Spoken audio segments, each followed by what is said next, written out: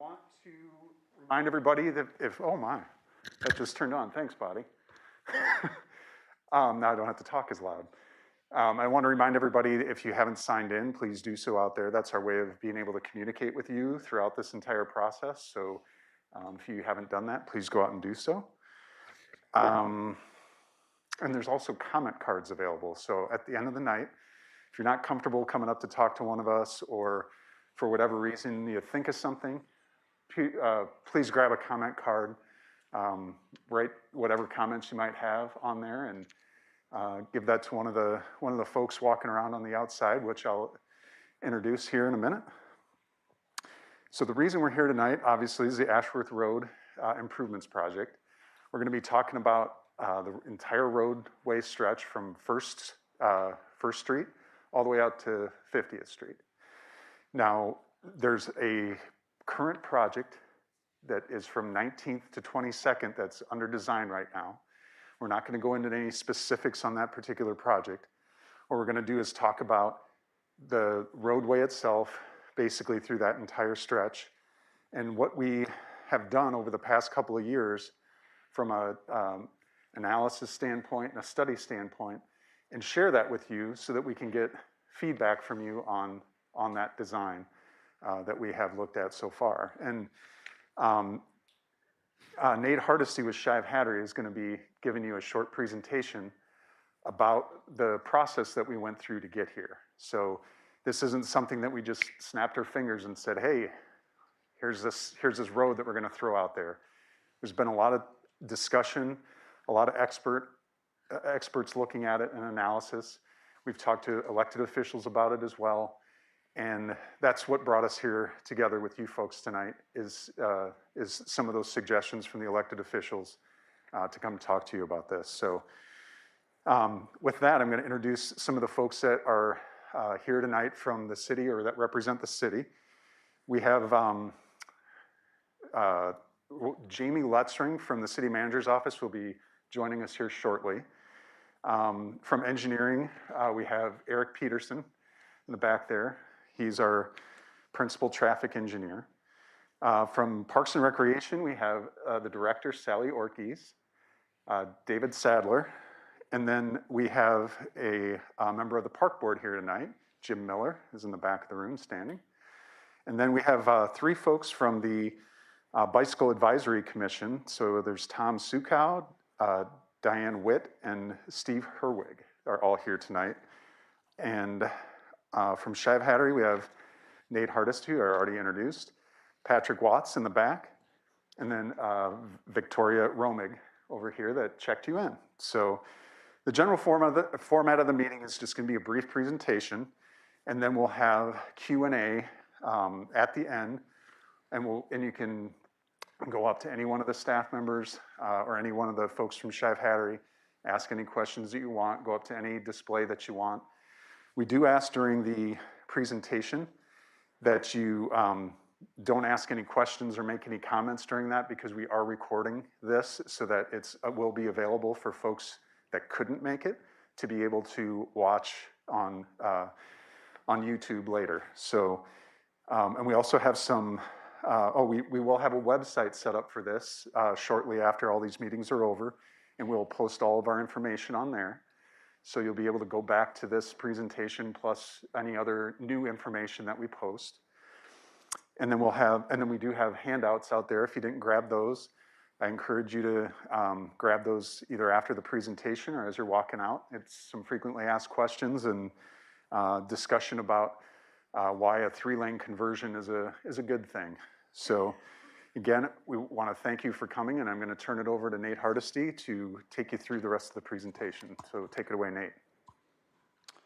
Thank you, Brian. Can everybody hear me? All right. So as Brian said, we're here to talk about Ashworth Road this evening. We're going to cover a lot of things. We're going to talk about the existing condition of the roadway. So what's out there today? What's the purpose of the road? You all know it better than most, probably better than anybody who lived there. But we're going to show you a little bit about that and what's the purpose of the street. We'll talk about what the changes are. Brian hinted on some of those. I know some of you were here last Thursday when we gave a similar presentation. We're going to talk about that again. talk about what else we considered and why those options didn't end up making it to here tonight as the recommended changes. We're going to talk about the benefits of a change like we're talking about here, some examples of roadways like this, a little bit on schedule when we might get to your section of Ashworth Road, wherever you live or travel down. And then as Brian talked about, we're going to have some frequently asked questions and talk a little more about that, and then the open house when we're done. So again, where are we at? We're talking about Ashworth Road, 1st Street to 50th Street. So it's a long way, it's 50 blocks long. In the back of the room, we've got a map that kind of stretches the whole back of the room there. That shows the whole thing. 1st Street's over here on your left, and 50th is on the right. On the screen, there's a couple photos here. The first one's from the air. Kind of shows a general 4-lane cross-section, sidewalks on both sides. The next one's similarly from the ground. It's pretty consistent throughout when you're out there. The same type of roadway, 4 lanes, sidewalk on both sides. The lanes are pretty narrow. We're going to talk a lot more about that as we go. And then the sidewalks vary a little bit where they're at relative to the curb itself, and we'll get into some of that as well. So again, what's out there today? When you start looking underground, there's a lot of utilities under there as well. So everything from the sanitary sewer and storm sewer, internet, phone, gas mains, the water mains. Some of the water mains new, some of it's old, still needs replaced. We're going to replace those as we come through in any section that's reconstructed. Again, this shows the lane widths as well. The lanes are narrow, 9 to 10 feet wide, versus a normal 12-foot lane that we'll talk more about. So the roadway itself, what's it do for the city? What's its purpose? So it's technically considered a minor arterial street. So an arterial street is really just a main thoroughfare. It's kind of some of the main paths you get through your street or your city. And you probably all recognize Ashworth as that. You know, it's well-traveled. It's a road that takes you to other places of the city. It's one of the few east-west corridors through town. So if you think about like Grand Avenue, it curves south as it runs to the west, and others. Ashworth's a little bit unique in West Des Moines as it runs the full length of the city from 1st to 98th. And again, we're talking about the east 50 blocks here today. It's used as a detour route for I-235. You know, if there's an incident on 235, people start finding their way to other corridors. Ashworth is the first east-west corridor on the south, and so it takes a lot of traffic occasionally in those. It's a truck route, so semis, other large vehicles frequently on the road. And it's also got buses, so public transit, DART, along with school buses. So what's the plan? What is our recommendations here? So we're going to go into why after this, but we wanted to get this out in front of you first and talk about what is the plan changes. So again, existing roads, 4 lanes, they're pretty narrow. Future road is 3 lanes, but the same total width. So 4 9-foot lanes today is 36 feet wide. 3 12-foot lanes in the future, also 36 feet wide. So if you can imagine, the road itself really doesn't move. It's basically in the same spot. It's got a different lane configuration, changes from 2 through lanes in each direction down to a single through lane in each direction with a shared left-hand turn lane in the middle. That we'll talk more about why that's important. The other big change is the shared use path shown on the left in the image on the screens. Essentially, that replaces the sidewalk that's there today. Today, there's a sidewalk on both sides. We're planning to have a sidewalk on the south shared use path, which is basically a wider sidewalk on the north.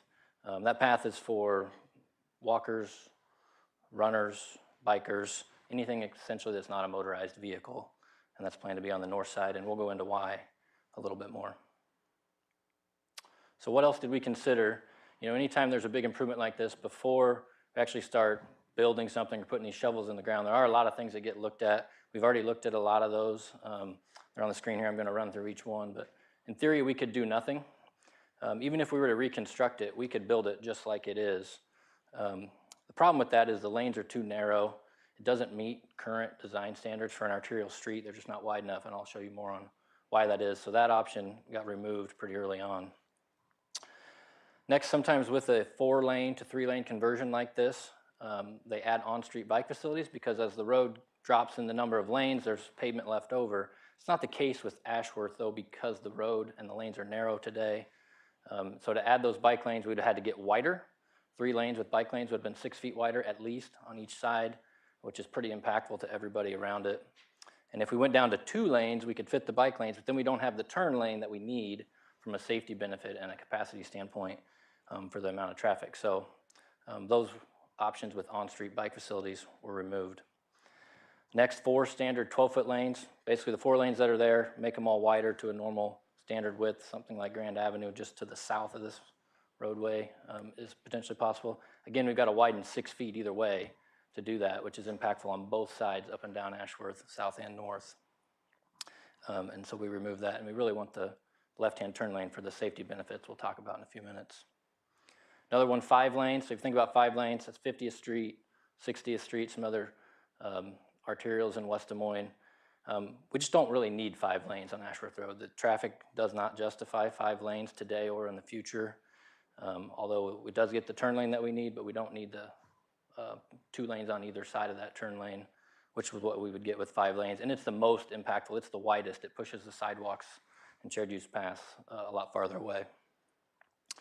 Another thing we looked at was, so okay, what if we fix some key intersections? Maybe we can make those flow better and affect the rest of the corridor to be better. Even things like roundabouts at some of those. Problem with that is a roundabout just does not fit well here. It's very, very impactful at the intersection, and we'd still probably need the 3 lanes in between there anyway, so those were eliminated. So the one that was left is a 3-lane road section that we've been talking about, and we're going to keep talking about here the next few minutes. So why change anything? There's 4 major reasons that we're going to go over in more detail, but one, from a shared use path and recreation standpoint, we're going to talk about the network and the connectivity of what's there today. The infrastructure itself and how old it is, the safety of the corridor, and then again the lane width, and that kind of plays into the safety as well. So the shared use path, this is a map, and you don't need to dive into this too deep. There's one in the back of the room we can look at in the open house section here in a lot more detail, but the color area there, that is the footprint of West Des Moines. Actually, it's future West Des Moines, including some expansion to the south and west. And the blue lines on there, that's the shared use path network that exists. So in the developed areas of West Des Moines, it's pretty consistent, except for the northeast corner. Zooming into that here. Except for the northeast corner of the city, kind of where Ashworth Road is in the middle, there's not very many shared use paths. There's kind of a shared use path desert, for lack of a better term there. And when I change the next slide, there's going to be a red dashed line that comes up. That is Ashworth Road. It comes right in the middle of this area that really doesn't have an existing shared use path network. So there's that line that popped up. That is Ashworth Road. That's the 50-block stretch that we're talking about here today. And so the need for that is really to connect east to west across the city with that shared use path network. And the other facilities around there. So if you think about Vine, it has Sharrows painted on the road. It's kind of a bike facility. That comes up to Ashworth today and stops. This gives things like that a place to go, or other connections that could potentially be made in the future. So it really will serve as the backbone of that corridor. So what might it look like? So this is the best example that we have, and there's a board back here on the left side of the room that has a whole bunch of examples of these shared use paths around West Des Moines, really kind of in this area, West Des Moines 50th and EP True and some other streets. But this one's on Ashworth. So this is Ashworth Road between Prairie View Drive and 60th Street. So basically west of I-35. This shared use path was installed, I think 3 or 4 years ago. Very similar to what we're talking about here. Replaced the sidewalk that was there with the shared use path. And the shared use path, there was a citizen survey done in 2020. So that survey showed that more than half the people that responded said that the development of a shared use path network where they can get to destinations in West Des Moines on that network was important to them. Can you tell me what page that's on? We can get you that, yeah, afterward when we have some questions. That also had the number one priority of, more than half the residents said the number one priority for the Parks and Rec Department was the development of that path network. So that's part of the reason that we need this. The other thing that's... I know I'm not... We're holding questions. Yeah, we'll, With the maps, you'll put the maps back up too? yeah, the map's actually back here, So and everybody can see it we'll when get we ask that. a question. Yep. This will make things go so much smoother, trust me. Okay. Thank you. The other big thing for the shared use path, if you have a sidewalk there today, you're responsible for the maintenance of that. That includes replacement, settled crack panels that need replaced, snow removal. Once that shared use path goes in, it replaces the sidewalk that's there, and the property owner that's on their frontage is no longer responsible for any of that maintenance, future replacement, or snow removal if you have that path across your frontage. So the infrastructure itself and the age. Sections of Ashworth Road were paved as early as 1920. Other sections were paved up through the 1970s originally, so it's all aging. And at some point, we have to go in and replace it. So you've probably seen a lot of asphalt overlays the last few years. Basically, they're putting down new asphalt on the top. That really just replaces the top 2 inches. And eventually, we have to go in and replace what's underneath there, the other utilities that are out there as well, and the pavement, because the pavement that's underneath there continues to deteriorate. And we only get 5 to 10 years out of all those overlays, and at some point we have to go in and reconstruct. So there are sections that potentially will get another overlay before they're ever reconstructed, but some of the sections are really to the point now where they are beginning to need to be reconstructed. Another part related to the age is kind of the standard that roads are designed to today. So in the 1920s or 70s, we use different standards than we do now. So the particular one that's of concern is related to the storm sewer. So if it rains today, you've probably experienced this, you drive on the road, the outside lane is full of water, both directions. You know, some people drive over there and, you know, make a big splash, but most people are staying in the middle, and the road's effectively 2-lane in that scenario. So in a section that gets reconstructed, the storm sewer gets upgraded to current standards to get that water off the roadway quicker for everybody that's driving through there. So safety. So there's a lot on this map here that we can talk about. And we have it back here in the corner of the room. We can talk about it later as well. But I'll kind of describe it. So all the dots are a traffic accident over a 6-year period, and where they occurred along the corridor from 1st Street on the right to 50th on the left. The red dots and yellow dots are preventable with this type of improvement, going from 4 lanes to 3 lanes, adding that left turn lane that we're going to talk about more here in a minute or two. A lot of the other accidents in this corridor are at some of the major intersections, so 50th, 35th, 8th.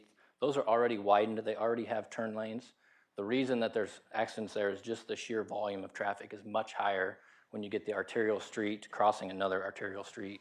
At those intersections, there's just a lot more traffic than there is on the through section of Ashworth Road.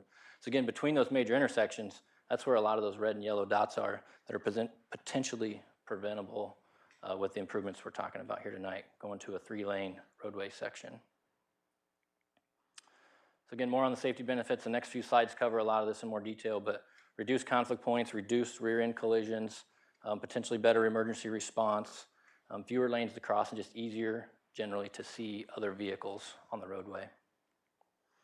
So conflict points specifically, imagine if you're a vehicle wants to cross Ashworth Road from one side to the other. Today you have 4 separate lanes of traffic that could all have a car in them.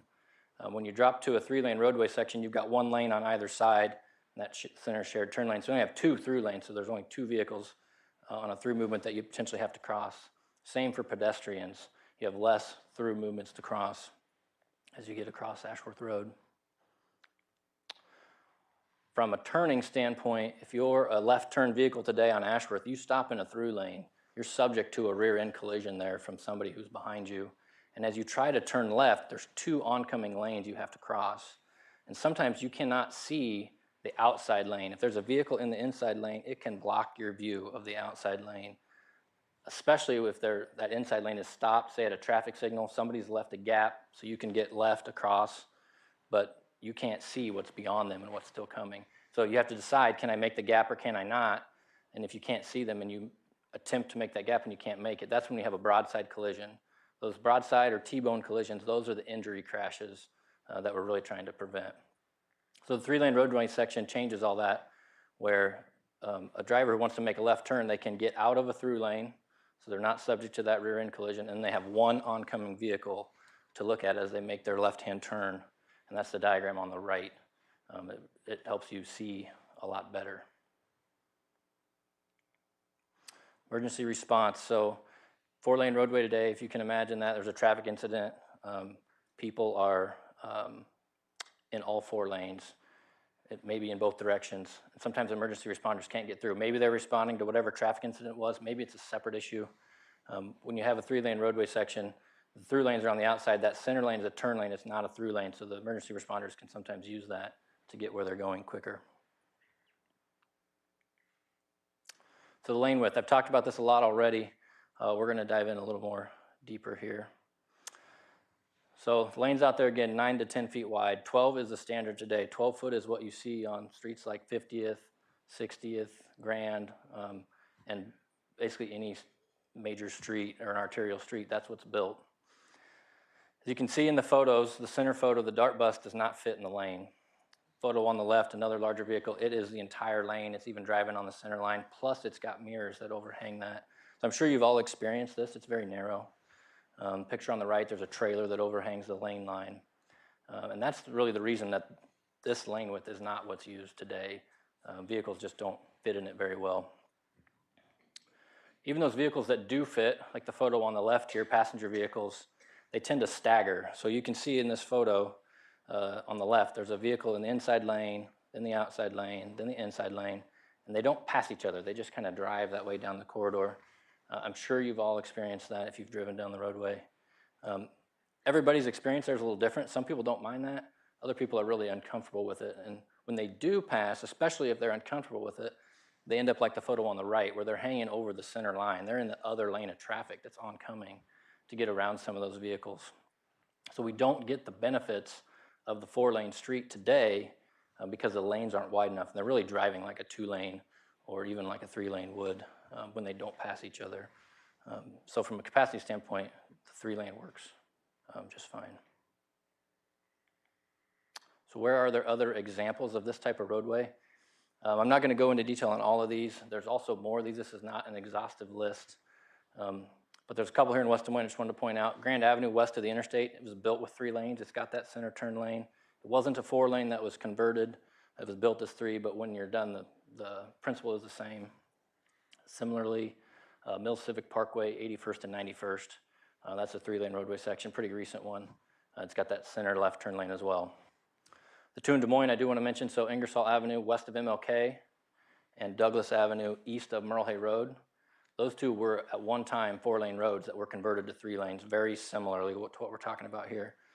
The difference is with something like Ingersoll is there are bike lanes there. We're not doing that here because of the width I mentioned earlier, but those are 4-lane to 3-lane conversions that you can go check out for yourselves if you'd like. Got some other examples here on the actual roadway itself. We did some renderings of what it would look like afterward with a 3-lane road and the shared use path on the north. This is just one at 4th Street. The boards over here on the right side of the room, I think there's 7 different versions. The after or the before photo is on top. The after photo is on the bottom of the rendering, same shot. So we're trying to show you, again, what it might look like when we're done. And those are vary up and down. Some of them are at intersections, some of them aren't. Another one here, just to show you one more. At an intersection, 39th Street. You can see that center turn lane when it approaches a signalized intersection becomes a dedicated left turn lane for that traffic signal, and people move out of the through lane to make that left-hand turn lane. So again, 39th Street looking west, and that's on one of the boards over here on the right side of the room. So schedule, Brian touched on this a little bit. The section from 19th to 22nd, and maybe almost all the way to 23rd, is tentatively scheduled to be reconstructed in 2024. So why that section first? That section sees some of the highest traffic volumes between 1st and 50th Street because 22nd comes from the north, 19th comes from the south. They join together between the 2 on Ashworth Road, anybody that's trying to make that north-south movement. So there's a lot of turning movements and a lot of traffic in that particular section of roadway. And then the infrastructure itself is some of the worst condition. And so that is the first section planned to be reconstructed, tentatively again in 2024. Other sections, as they need it from a pavement standpoint, will have to be reconstructed. And then the schedule on the right here, I'll run through in just a second, but again, it could move up, it could move back, depending on a lot of different things related to funding and others about when we might get to a potential other section. But 2026, potentially 8th Street to 19th Street, add the shared use path. That potentially is another overlay due to the condition of the pavement there not being quite as bad as it is in other areas. We would do some intersection improvements to make sure all the turning movements can get around the corners, and then restripe it as a 3-lane roadway section. 2027 to 2028, 1st to 8th, that particular section is in a little worse shape, probably needs a reconstruction the next time there's a project done there. 2029 to 2030, moving back to 23rd Street to Valley West Drive, potentially that's another overlay. Again, the top 2 inches in an asphalt overlay. Some intersection improvements, restripe. Beyond 2030 would be west of Valley West Drive. That section's in a little better shape today. The lanes are a little wider, and it's probably the last section because of that. And again, those may shift around in time and potentially even order if there was a need. So frequently asked questions. We have the presentation tonight to hopefully answer some questions. I'm sure there's lots more questions. We're happy to answer those. Again, myself, Pat, Dave, Eric, Brian, Sally, Jamie, Vic, we're all here to help answer your questions. The handouts that we have at the front, please take those. There's one on 3-lane roadway sections. There's one on frequently asked questions. The frequently asked question one has a website listed at the top. That's different than if you were here on Thursday. We added that part to the frequently asked questions one, so make sure you get a new one of those. So in a few moments here, we're going to move to an open house session. The idea there is that, again, all the people I talked about around the room are all knowledgeable on the project, and then they can help direct you to one of us if you need a particular detailed question. But we're sure you all have different questions. We want to get to everybody, and we want to show you the graphics we have around the room in kind of an open house format. So I'm going to go over the graphics real quick. The first one over here is the typical roadway sections. Those are in the presentation I showed you. The next, I think, 7 are just examples, before and after photos, 4 lanes before, 3-lane after. Across the back of the room, that's the map, 1st to 50th. You can kind of see the whole thing. And again, the roadway is not designed yet, but that's the concept for the whole route. And then in the back left corner, there's some traffic safety, and then the shared use path examples and the trail network over there. So again, there's a website. It's on the screen here. It's also on the handout that you can grab off the table up front. That concludes the planned remarks that we have for tonight. So again, we're ready for the open house session. I'm going to remove my mic. Body will stop recording, and we can move into that Can I ask open you a house. question?